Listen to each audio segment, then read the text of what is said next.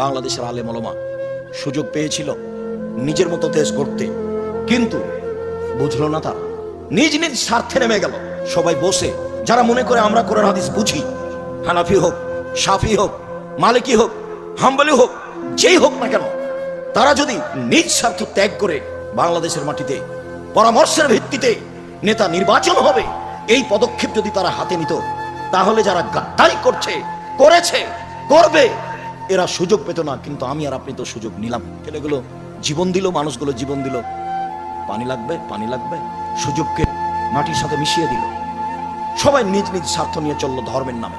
অবাক কথা, দেশের মুরগি জ্বালিয়ে দিয়ে ইন্ডিয়া থেকে ডিম নিয়ে আসতে হবে, এরাও নাকি দেশ চায়।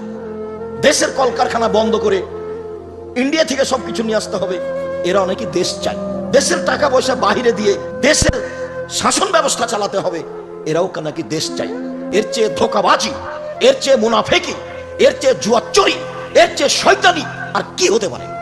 জাতির সাথে মুনাফেকি করে বিদ্যা দেখাও তুমি, জাতির সাথে মুনাফেকি করে নির্বাচন দেখাও তুমি, জাতির সাথে মুনাফেকি করে নেতৃত্ব দেখাও তুমি। এটা তোমার একটা আস্ত ধোঁকাবাজি। মুখে এক, ভিতরে আর এক, মুখে এক, ভিতরে আর এক। এর নাম নগদ মুনাফেক। এ হলো মুনাফেকি। এই আচরণ দিয়ে জাতির কল্যাণ আনা যাবে না।